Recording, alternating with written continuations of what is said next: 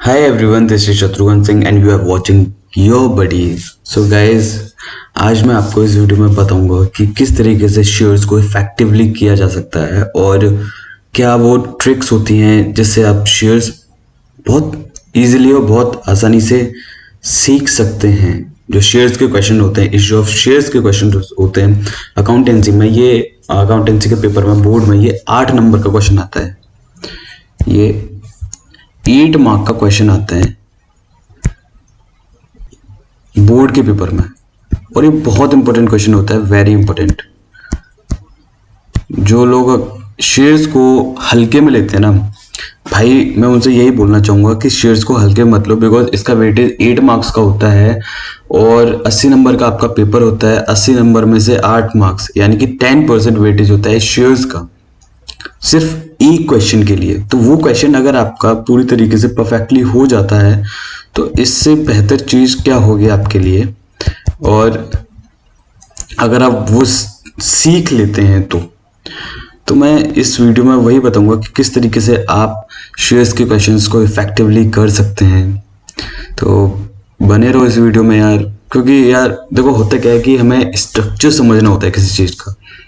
अब जैसे कि आपका घर बन के तैयार हो गया, करेक्ट, आर्किटेक्चर ने आपका घर बना दिया, आपका हाउस बना दिया, ठीक है। तो सबसे पहले क्या करता है आर्किटेक्चर, वो अपने दिमाग में, अपने माइंड में उस स्ट्रक्चर को बनाता है कि ऐसे ऐसे ऐसे करके ये घर बनेगा और फिर उसे इम्प्लीमेंट करता है, करेक्ट।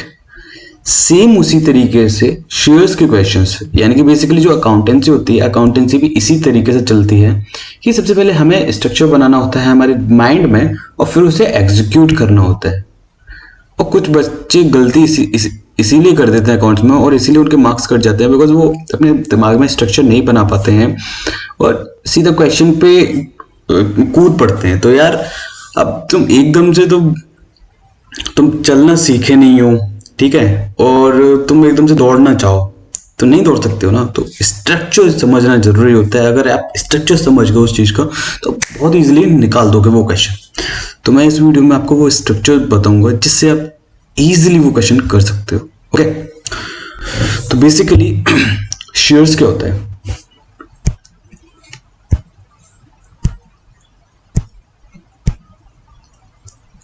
शेयर्स ये बहुत ही सिंपल क्वेश्चन है, बट फिर भी जानना चाहता हूँ शेयर्स क्या होते हैं। शेयर्स शेयर्स इस तरीके से मान के चलो, एक कंपनी है, ये एक company, this is a company and in this company there are small dots which are filled in this circle, and these dots are known as shares, which means the smallest part of an company is known as shares, right? The smallest part, तो that means this is the smallest part। तो ये क्या है, shares है। अब ये कितने भी हो सकते हैं। अब कंपनी की ये पूरी एक केक है और एक केक में छोटे छोटे हिस्से कर दिए हैं ताकि वो डिस्ट्रीब्यूट हो सके लोगों में। तो उसी तरीके से कंपनी का एक ह्यूज वैल्यूएशन है, उस वैल्यूएशन को ब्रेक करा गया है शेयर्स में, छोटे छोटे हिस्सों में, जो हिस्से शेयर होल्डर्स को दिए गए। तो बेसिकली सिस्टम यही है कि शेयर्स यही होता है। अब हमारी जो 12th क्लास की बुक है उसमें शेयर्स का जो दिया गया है कि उसमें ये दिया गया है कि किस तरीके से शेयर्स को इश्यू करते हैं कंपनी और किस तरीके से वो पैसा मतलब वो पैसे को शेयर होल्डर से मंगाती है।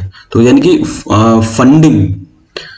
फंडिंग रेज करने का मेथड दिया है उसमें हमारी issue of shares class 12th की बुक में, करेक्ट। तो हम वही मेथड समझेंगे कि वो मेथड किस तरीके से इंप्लीमेंट करा जाता है और किस तरीके से आप बेनिफिट ले सकते हो उस चीज का, करेक्ट, ठीक है। यहाँ तक समझ में आ गया कि शेयर्स क्या होता है। अब जब शेयर समझ में आ गया तो शेयर्स का पैटर्न समझना जरूरी होता है। शेयर्स के कुछ जनरल एंट्रीज होती हैं कि किस तरीके से आप शेयर्स का अमाउंट ड्यू करते हो और किस तरीके से शेयर्स का रिसीव करते हो, तो ये सारी चीजें भी होती हैं, करेक्ट। तो अब आपको वही चीजें सीखनी है। चलो अब एक क्वेश्चन लेते हैं और उस क्वेश्चन के अकॉर्डिंग ही हम सॉल्व करते हैं शेयर्स के क्वेश्चंस को, ओके। और सीखते हैं कि क्या मेथड होता है इनका। तो एक कंपनी है जिसका नाम है ABC लिमिटेड, ठीक है, जिसने 10,000 शेयर्स को इशू करा है। 10,000 शेयर्स को इशू करा है और एप्लीकेशन मनी है, सॉरी, और जो फेस वैल्यू है शेयर की वो है 10 रुपए। फेस वैल्यू है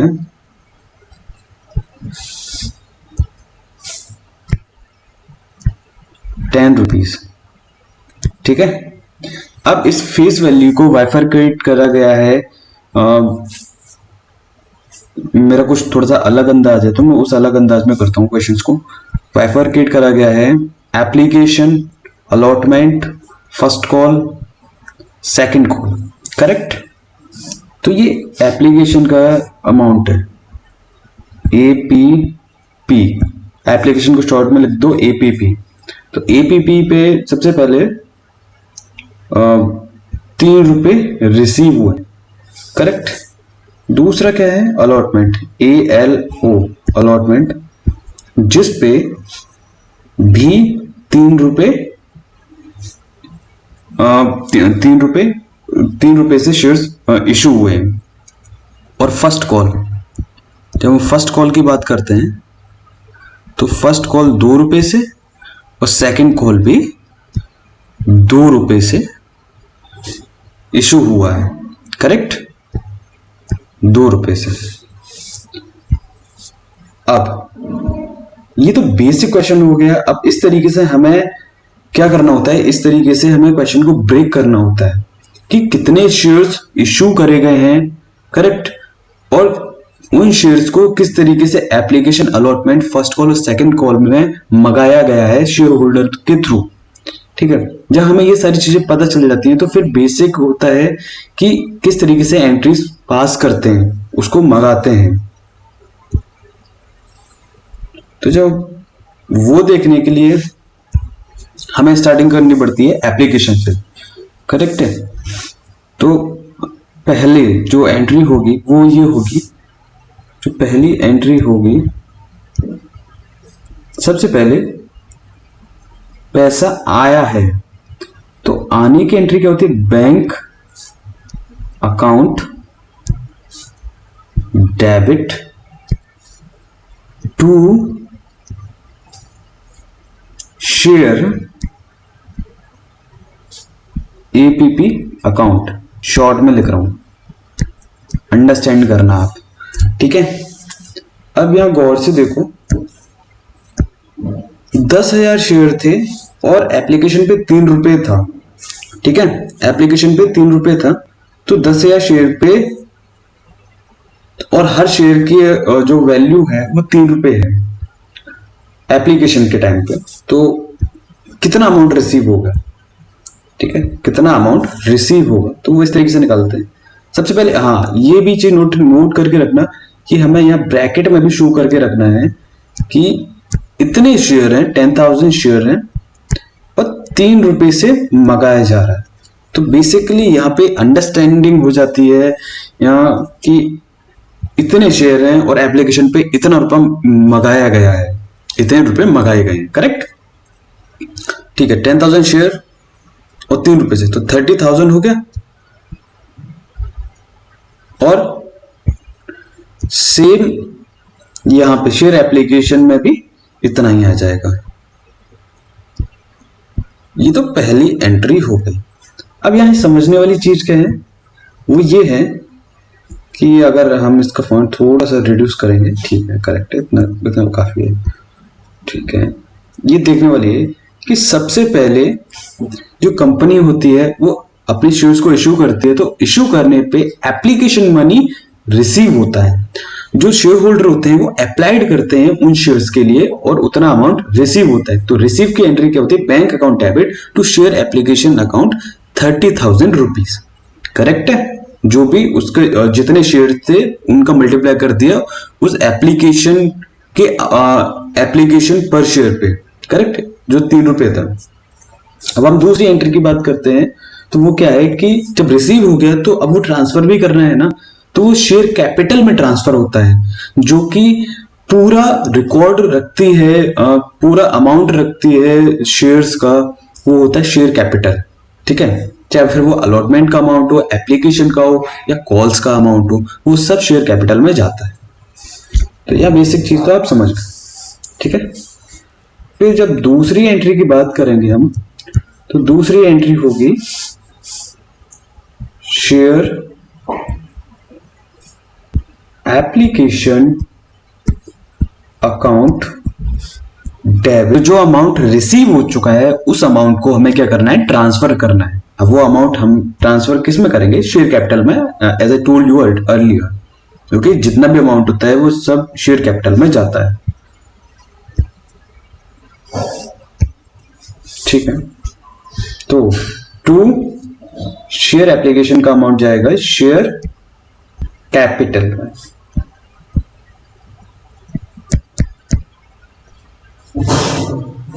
शेयर कैपिटल में राइटिंग पे ज्यादा गौर मत करना, कंसेप्ट समझना, बिकॉज कंसेप्ट समझना जरूरी होता है। ठीक है, तो वो कितने अमाउंट से जाएगा, 30,000 के अमाउंट से जाएगा, जो कि हम ऊपर ऑलरेडी कर चुके हैं। करेक्ट। अब अगली एंट्री जब हम पास करेंगे वो किसकी होगी, अब अगली एंट्री में सीधा रिसीव नहीं होगा, अब इसमें ड्यू होगा। क्या होगा, अमाउंट ड्यू होगा। करेक्ट है, तो अब अगला क्या है, अगला है शेयर अलॉटमेंट। तो शेयर अलॉटमेंट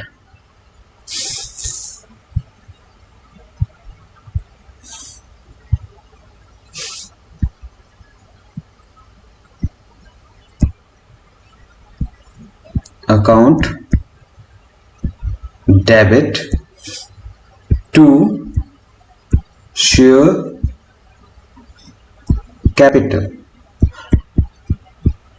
शेयर कैपिटल से जो होगा ना, तो बेसिकली हाँ, एक चीज और नोट करना है, यहाँ पे मैं नरेशन नहीं लिख रहा हूं, वो नरेशन आप खुद लिख सकते हो, बहुत इजी होता है। लेकिन हाँ, लिखना जरूरी होता है वो नरेशन, बिकॉज नरेशन के भी मार्क्स होते हैं। कुछ कुछ सिर्फ टीचर होते हैं जो चेक करते हैं, वो नरेशन भी चेक करते हैं, समझ रहे हो यार, तो आप ना नरेशन भी लिखना। करेक्ट, चलो अब यहां देखो, शेयर अलॉटमेंट पे कितना रुपया था, 3 रुपए से। ठीक है, 10,000 शेयर पे 3 रुपए से, तो बेसिकली वही एंट्रीज हैं, सिंपल वाली। ठीक है, 10,000 मल्टीप्लाई 3, तो यहां हो जाएगा 30,000 और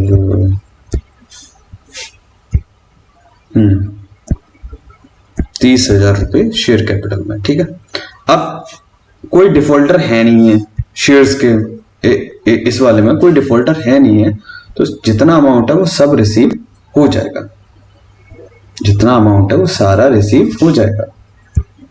ठीक है, तो तीसरी एंट्री जो पास होगी वो होगी bank account debit to share allotment.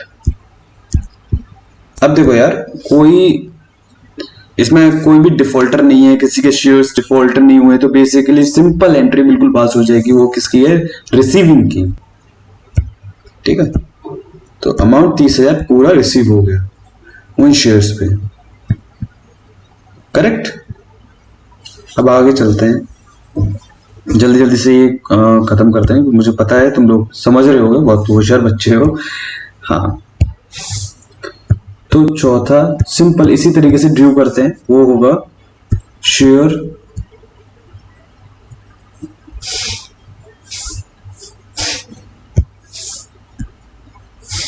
ठीक है, share first call account debit. Please यार राइटिंग पे ज्यादा गौर मत करना। 2 शेयर कैपिटल, ठीक है, ये ड्यू की एंट्री है, ये तुम्हें पास करनी है। तो शेयर फर्स्ट कॉल पे कितना था, 2 रुपए से था, तो क्या करेंगे 10,000 मल्टीप्लाई 2, दैट इज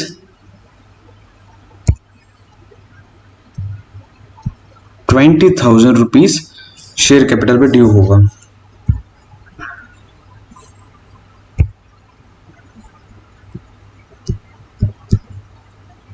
ठीक है, अब अगली एंट्री जो पास होगी वो होगी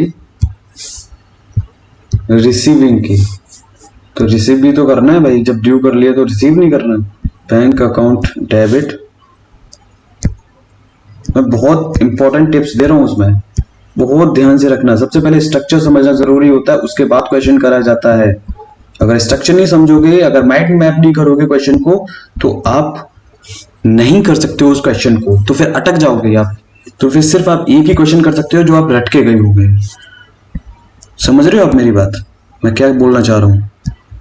अगर आप स्ट्रक्चर समझ लोगे तो आप इजीली क्वेश्चन को निकाल सकते हो। If you are not getting a structure of the question then you didn't do any question. अगर कोई थोड़ा सा अलग क्वेश्चन आ गया तो आप फंस जाओगे। तो छठवीं एंट्री क्या होगी, share second call account debit to share capital account. Correct है, कितने रुपए से, वो भी 10,000 से। ये जो मैं लिख रहा हूं ना, ये येलो कलर से, ये आपको लिखना जरूरी है एग्जाम में, क्योंकि ये आपके क्वेश्चन को और एनहेंस कर देगा और इम्प्रूव कर देगा, ताकि अच्छा लगे। एग्जामिनर जब आपका क्वेश्चन देखे तो उसे खुशी हो कि भाई बंदे ने कुछ तो लिखा है। अब ये देखो, ये हिसाब जैसा बना दिया मैंने 2, ऐसा मत बना देना, ठीक है? गलत हो जाएगा। नागिन डांस नहीं चाहिए उसे। चलो सही है, ठीक है। अगली एंट्री पास होगी रिसीविंग की। जो हमने ड्यू करा उसे हमें रिसीव भी तो करना है ना। तो बेसिकली जो शेयर्स का क्वेश्चन होता है वो ड्यू रिसीव का गेम होता है। लेकिन कुछ टीचर्स ऐसे होते हैं जो कॉम्प्लिकेटेड बना देते हैं उस चीज को। I don't know why these teachers making the things very complicated. जो चीज सिंपली समझ में आ जाए उसके लिए इतना कॉम्प्लिकेटेड करना क्या कोई जरूरी है उस चीज के लिए? नहीं ना, सिंपली करो क्वेश्चन, ठीक है? तो ये बेसिकली आपने कर लिया। अभी आपका क्वेश्चन खत्म हो गया। अब देखो, अब बहुत इंपॉर्टेंट टिप देता हूं मैं आपको। ये पूरा शेयर्स का क्वेश्चन खत्म हो गया है आपका 8 मार्क्स का, ठीक है? अब समझना आप मेरी बात को, जो मैं आपसे बोलना चाह रहा हूं, ठीक है? ये देखो मैंने शॉर्ट में कर दिया है, मतलब जूम आउट कर दूंगा, वेट थोड़ा सा और कर दूं, वेट।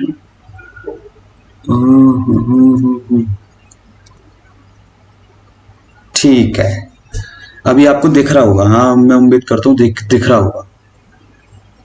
थोड़ा सा जूम आउट कर दे रहा हूँ, थोड़ा। Yes, it's fine, correct. पूरा क्वेश्चन अब यहाँ पे गौर से देखो आप, गौर से आपको समझ में आएगा कि एक एबीसी लिमिटेड एक कंपनी है जिसने 10,000 शेयर्स को इशू करा है, और हर शेयर की वैल्यू है 10 रुपए, करेक्ट? अब उन 10 रुपयों को जो कंपनी है वो एप्लीकेशन अलॉटमेंट और फर्स्ट कॉल और सेकंड कॉल में डिवाइड करती है मंगाने के लिए शेयर होल्डर पे। ठीक है, तो एप्लीकेशन पे 3 रुपए था, अलॉटमेंट पे 3 था, फर्स्ट कॉल पे 2 था और सेकंड कॉल पे 2 था। ठीक है, जब वो रिसीव कर रहा है, यानी कि जो एप्लीकेशन है, अब कंपनी ने शेयर्स इश्यू करे तो सबसे पहले क्या है, जो शेयर होल्डर होता है वो अप्लाइड करता है, यानी कि वो एप्लीकेशन मनी पहले ही दे देता है। तो इसलिए सबसे जो पहली एंट्री होती है वो एप्लीकेशन की होती है, bank account debit to share application account. कितने शेयर थे? 10,000 शेयर थे और 3 रुपए से, तो 30,000 रुपए आ गए। करेक्ट। दूसरी एंट्री क्या थी? Share application account debit to share capital. अब जो रिसीव हुआ है उसे शेयर कैपिटल में डालना है ना, बिकॉज अल्टीमेटली जो जो सारा करता धरता है वो सब शेयर कैपिटल ही है ना, उसी के लिए तो ये फंड रेज करा जा रहा है, तो उसी में ही जाता है शेयर कैपिटल। फिर जो तीसरी एंट्री है, या सॉरी, यहाँ दूसरी एंट्री लिख गई है, ये जो तीसरी एंट्री है वो है ड्यू की। अब यहाँ पे ड्यू होगा amount share allotment account debit to share capital. ठीक है, जिन लोगों ने अप्लाइड करा है उनके लिए अलॉटमेंट अमाउंट ड्यू होगा, तो वो 30,000 शेयर से, मतलब 30,000 रुपीज 10,000 शेयर से हो गया, 3 पर अलॉटमेंट। करेक्ट। उसका फिर रिसीव कर लिया गया bank account debit to share allotment, 30,000 receive कर लिया। फिर फर्स्ट कॉल पे ड्यू हुआ, इसी तरीके से फर्स्ट कॉल पे भी रिसीव कर लिया गया। फिर सेकंड कॉल पे ड्यू हुआ, फिर सेकंड कॉल पे भी रिसीव कर लिया।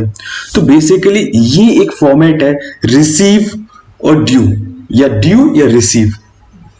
इस तरीके से ही पूरा का पूरा शेयर्स घूमता है, पूरा का पूरा जितना भी शेयर्स है वो यहीं पे ही घूमता है, इससे ज्यादा और कुछ नहीं होता है। लेकिन लेकिन लेकिन ये बेसिक सिंपल स्ट्रक्चर है जो कि हमें दिमाग में रखना है। अगर इतना सिंपल स्ट्रक्चर हमें दिमाग में रख लिया और क्वेश्चन की रीडिंग अच्छे से कर ली, क्वेश्चन की रीडिंग अगर अच्छे से कर ली और इतना स्ट्रक्चर दिमाग में रख लिया, तो हम क्वेश्चन को इजीली निकाल सकते हैं। ठीक है, तो ये फंडा तो आपको समझ में आ गया। ठीक है, अब अगली वीडियोस में जो मैं वीडियोस डालूंगा आगे की, उसमें मैं एडवांस लेवल के क्वेश्चन कराऊंगा। ये स्ट्रक्चर आप दिमाग में रखना, ठीक है, ये बहुत जरूरी है, तभी आप शेयर्स के क्वेश्चन कर पाओगे, तभी आप 8 आउट ऑफ 8 ला पाओगे। 8 आउट ऑफ 8 तभी आएंगे मेरे दोस्त, समझ रहे हो, बोर्ड में। क्योंकि बोर्ड के क्वेश्चन में थोड़ा सा ट्रिकी होता है और थोड़ा सा टाइम प्रेशर भी होता है, तो इस वजह से आप ये स्ट्रक्चर दिमाग में रखो। और अगली जो वीडियोस डालूंगा मैं वो थोड़ी सी एडवांस लेवल की होंगी, तो वो क्वेश्चंस भी हम ट्राई करते हैं। ओके, तो अगर आपने ये चैनल सब्सक्राइब नहीं करा है तो प्लीज प्लीज प्लीज वो जो लाइक बटन है वो जरूर दबाएं, और वो जो सब्सक्राइब वाला बटन है वो भी दबाएं जरूर, ताकि आपके पास ऐसी इनोवेटिव और ऐसी अच्छी वीडियोस, आपके पास क्वालिटी वीडियोस आ सके। Okay, good luck guys.